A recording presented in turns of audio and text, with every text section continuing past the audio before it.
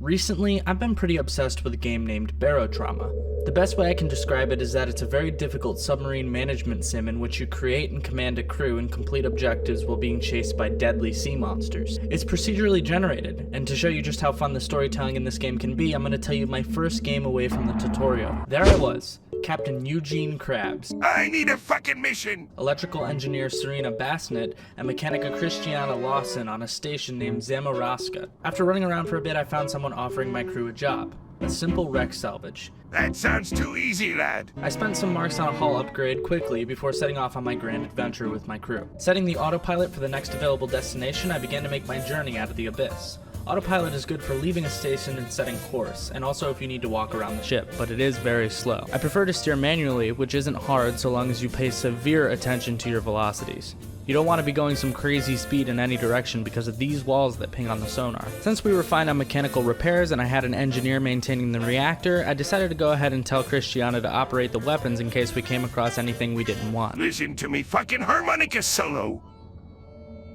As I serenaded the crew with blissful sounds, we grew closer and closer to the shipwreck. Finally, I took control of the submarine and began her descent onto the wreckage. I used the autopilot with slight corrections in order to be as safe as possible. Once I got within swimming distance, I tastefully made my way over to the diving suit and grabbed a few oxygen tanks in preparation for my excursion.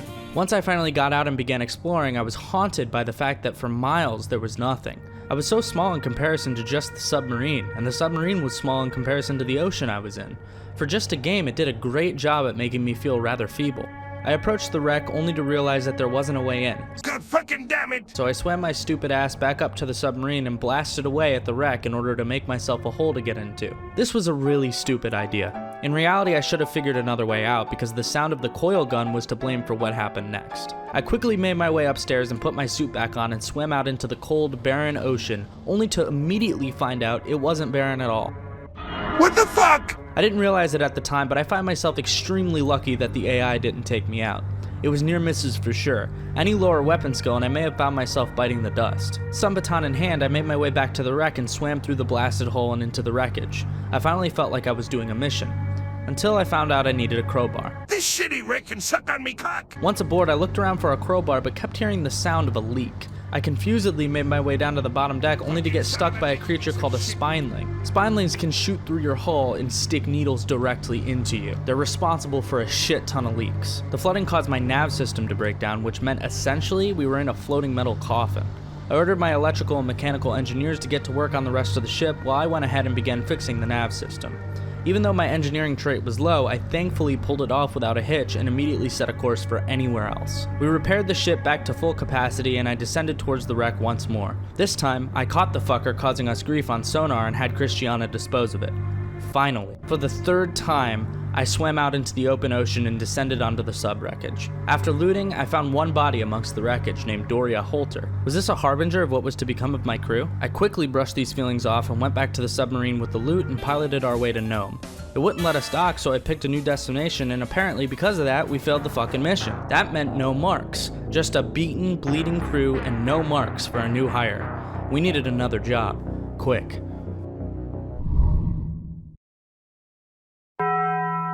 Time to look for a new mission, mateys. Shit! Give me a good one! Fuck no! Give me an easier mission! Yes, this is good. Thanks, lad!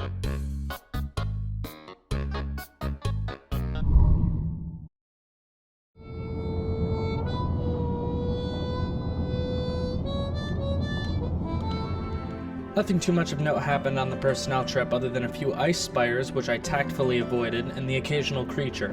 All in all, it was a dull and slow trek from Curry City to Salt Hole, but the mission was complete and we received our 2200 marks. What I knew I really needed to do was hire a medical doctor, so I made my way over to the hiring guy, but I couldn't justify any of the prices for the people I didn't need. Assistants seemed like they wouldn't really know what they were doing, and I didn't need a security officer, so I figured one more mission and me and my crew would make out okay. We'd have a fat old stack of marks and maybe the next station would have a doctor. I took on a mission that seemed daunting, but enticing. A terrorist stakeout mission. It was like the previous mission, but with a group of civilians, and one of them was a terrorist and might try to take over the ship. You didn't know which one. I was fairly confident that I could do this one, but just to be sure, I spent some marks on a revolver and set sail for Moulin. I had the captain pilot the ship and switched over to Serena to patrol the ship with the revolver. But then I thought to myself about the cargo mission and how it went bust and decided a better idea would be to stun and handcuff the terrorist, so I put the revolver away. It wasn't like the terrorist had a bomb or ranged weapon, right? Salt Hole was smart enough to check for any outstanding weapons on any civilians boarding another submarine. I figured at most I'd be dealing with a concealed knife. Dangerous, but manageable. As I patrolled with the stun baton in hand, the captain screamed over the loudspeaker. Target on Sonar at 1 o'clock! My thoughts immediately raced as I ran towards the coil gun, but we were hit. I immediately switched over to the captain and commanded that the leaks be fixed. Water began suddenly pouring into the bridge and filling fast. Thinking quickly, I reached into the supply box and pulled out a welding tool, fixing the hull breach and draining the water into the pump into the next room. Once more, I commanded all leaks to be fixed. I went onto the nav system to find that I totally forgot to turn on the autopilot and the sub was heading straight for a gigantic ice spire. I reversed the motion, but my velocity was already too great to stop the oncoming collision. Fuck! Completely dumbfounded, I was hit in the torso with 2 gunshots. I slowly made my way to the next room and shut the door. Serena and I were in the room when I remembered where I put the revolver. I didn't want to take my chances with the captain as injured as he was, so I switched over to Serena and ran all the way back to the armory. Just as I did, the terrorist dropped down and ran into the bridge. He didn't see me. I hesitated for a moment before running and grabbing the revolver, but by the time I had gotten back, the damage was done. The captain collapsed onto the floor and the terrorist had a harpoon stuck inside of him.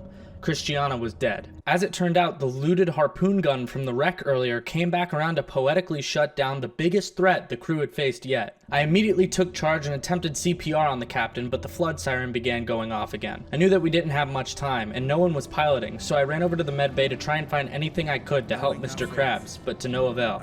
I froze looking at everything, and it wouldn't have mattered anyway. I was growing weaker and losing more blood, and Krabs was already dead. I quickly mustered the last bit of strength I had to grab the wraps to stop the bleeding for myself, but then I collapsed. I lied there on the floor, realizing that I had to give in. As Serena passed away, our sub was met with the exact same fate that had befallen the wreckage.